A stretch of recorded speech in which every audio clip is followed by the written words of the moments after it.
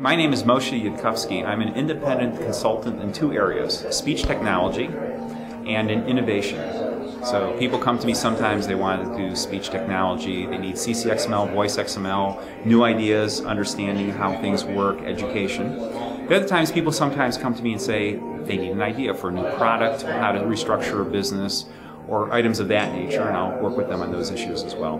I'm here at ClueCon because it's an enjoyable conference with a lot of intelligent people discussing a very innovative field.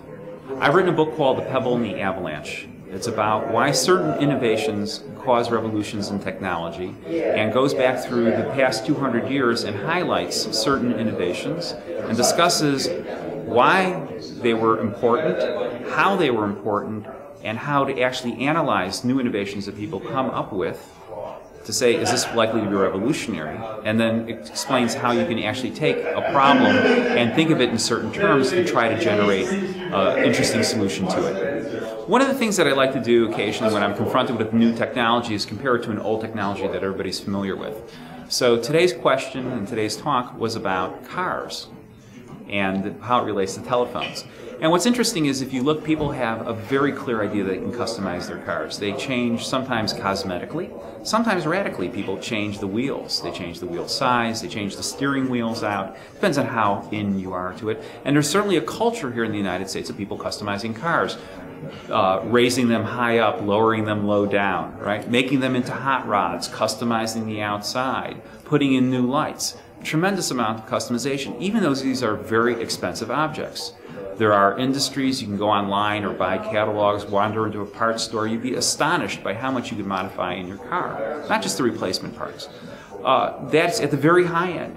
You look at the very low end, things like pens, ballpoint pens. They come in an astonishing variety of shapes and sizes. Little lights built into them so you can work at them, using them late at night. You can have ones that expand, that contract, that are easy to hold, that are more difficult to hold, right? So they're highly customized. If you're an elderly person, you're having trouble holding a pen, there are pens that actually have a sort of a split piece that you can hold on to. It wraps around your finger so it's easier to write. And that's on pens, and that's on cars. And then when you look at people's phones, the very high-end phones, they're all exactly the same. The most you can possibly do is get them gold-plated. Somebody pointed out today that you can get a Tiffany phone that's gold-plated and spend a ton of money, but that's it. No customization at all. They're all the same shape. That's an amazing mental gap. And the question is, where does it come from? And then the question is, what do you do about it? Now, the other thing that I spoke about was sort of an interesting gap. If you go look at just about every single app that's downloaded to an iPhone or an Android, they're all related to things other than making telephone calls. Now, theoretically, this is a telephone. You say to yourself, well, what do I want to do in the voice path? I want to do something about the voice. We're sort of used to the call comes in, and maybe you forward it someplace, maybe it goes to voicemail, but very few, and now, of course, your voicemail can be transcribed. But when you look at your phone itself, you've downloaded nothing to actually touch the voice path.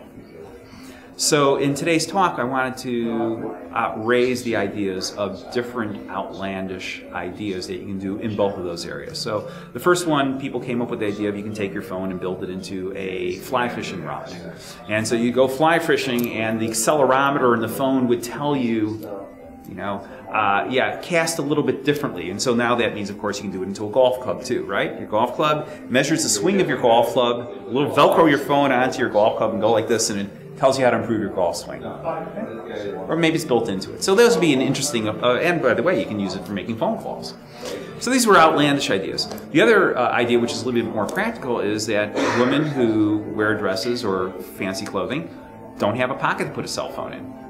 So how about a cell phone that actually looks like a piece of jewelry that you can wear? It goes into your watch, goes into a pendant, it goes into your earring. It's actually physically possible to make things like that, but they're not available. It's really actually rather surprising. In the voice path, the audio path, we had some people discuss, for example, you're there at the bar and put a little module on your phone that changes the background sounds. So you sound like you're at Starbucks and not at the bar. Oh yes, dear, I'm working late tonight, meeting with some colleagues, and we're having some coffee and discussing when actually you're in the bar someplace. A little bit more practical, I think, would be an idea that I had for how about a module that changes the filtering of the call. So if you're driving and you're at high speed, the system detects you're at high speed, you're probably in a noisy environment, does something to the background noises and filters your voice a little bit more strongly. So there are some interesting ideas that we can think about, but for some reason we have a blind spot. And so I'm hoping that by giving this talk today, people will start thinking of some interesting new applications and modifications to the phones.